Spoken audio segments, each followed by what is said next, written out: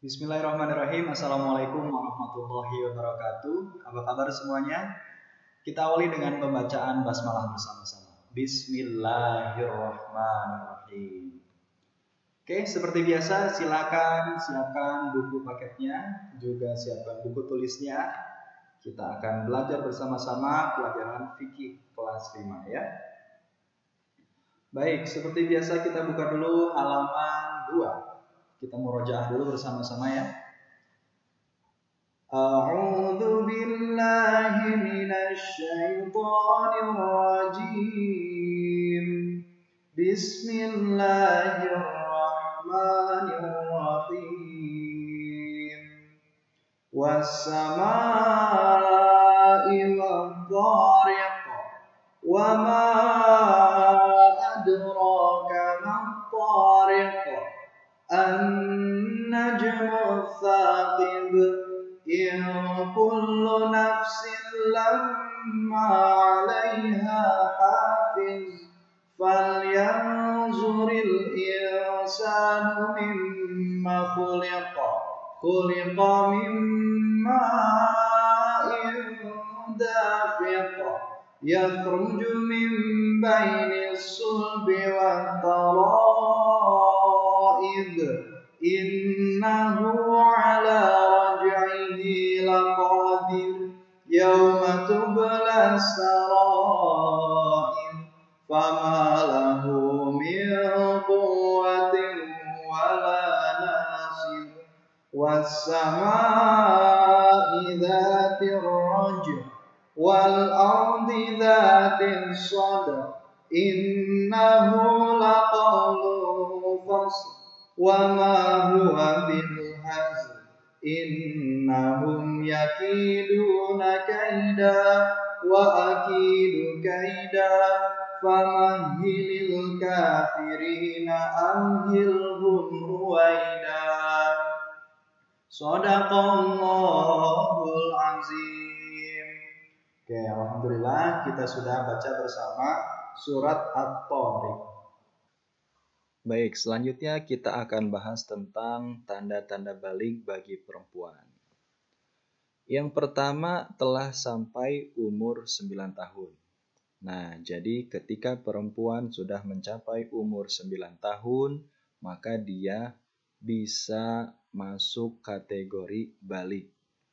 Tapi bukan berarti semua perempuan yang berumur 9 tahun ini masuk ke dalam kategori balik. Ada ciri-ciri selanjutnya. Yang kedua adalah ihtilam atau keluar air mani. Nah, nanti ketika keluar bukan air kencing, nanti ada keluar air mani, itulah jadi tanda balik bagi perempuan.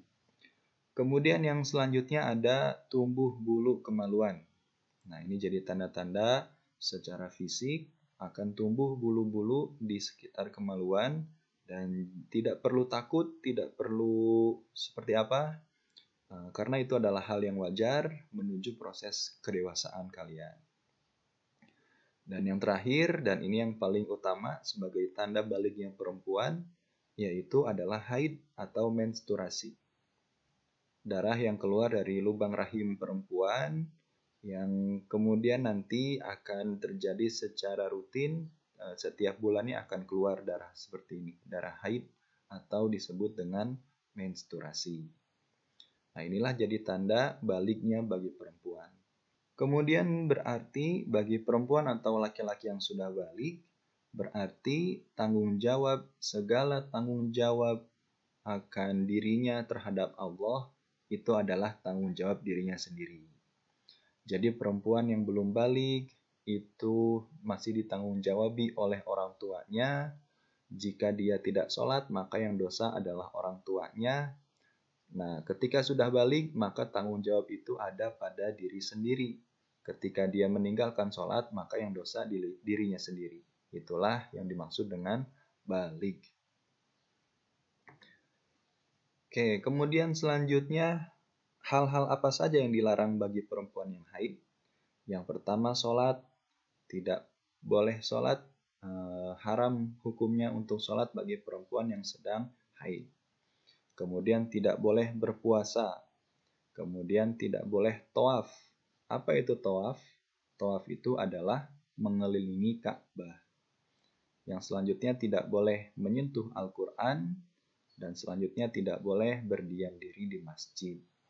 Nah, itu dia hal-hal yang dilarang bagi perempuan yang sedang haid. Tapi bukan berarti perempuan tidak boleh melakukan ibadah-ibadah. Nah, ini adalah beberapa ibadah yang masih boleh dilakukan bagi perempuan yang sedang haid. Yang pertama adalah berzikir. Walaupun perempuan sedang haid, tapi boleh untuk berzikir. Baca zikir, kalimat-kalimat thayyibah, baca subhanallah, walhamdulillah, wala ilaha illallah, wallahu akbar, atau mungkin punya hafalan-hafalan, surat-surat, maka itu boleh dibaca, boleh dalam rangka untuk berzikir kepada Allah. Kemudian yang selanjutnya adalah seluruh ibadah haji kecuali tawaf. Tadi ya, tawaf itu tidak boleh. Tapi seluruh rangkaian ibadah haji itu masih boleh dilakukan bagi perempuan yang haid. Apa saja? Di antaranya ihram, kemudian sa'i, kemudian lempar jumroh, dan lain-lain. Nah, maka itu semua boleh dilakukan kecuali tawaf. Jadi bukan berarti bahwa perempuan yang sedang haid tidak boleh ibadah. Ada hal-hal ibadah yang masih boleh dilakukan untuk perempuan yang sedang haid. Nah, kemudian ketika haid itu sudah selesai, maka wajib mandi. Hukum mandi setelah haid adalah wajib. Mandi wajib ini juga disebut mandi besar. Mandi besar adalah meratakan air yang suci ke seluruh tubuh dengan niat untuk menghilangkan hadas besar. Baik, jadi seperti itu. Ketika haid, maka itu adalah membuat seseorang menjadi berhadas besar. Nah, cara menyucikannya adalah ketika sudah berhenti haidnya, maka harus mandi yang disebut dengan mandi besar. Nah, caranya bagaimana? Ini dia pengertiannya. Meratakan air yang suci ke seluruh tubuh. Jadi tidak ada satupun yang terlewat dari ujung rambut hingga ujung kaki, semuanya harus terkena air. Kemudian dengan niat, nah maka sebelumnya harus niat dulu. Saya niat mandi untuk menghilangkan hadas besar. Niat mandinya ini untuk menghilangkan hadas besar. Baik, mungkin itu saja yang dapat disampaikan. Kurang lebihnya mohon maaf. Untuk kali ini tidak perlu ada tugas, cukup simak saja, pelajari. Jika ada yang tidak dimengerti, silakan ditanyakan. Baik, kita akhiri dengan bacaan hamdalah. Alhamdulillahirabbil alamin. Wallahu a'lam bishawab. Wassalamualaikum warahmatullahi wabarakatuh.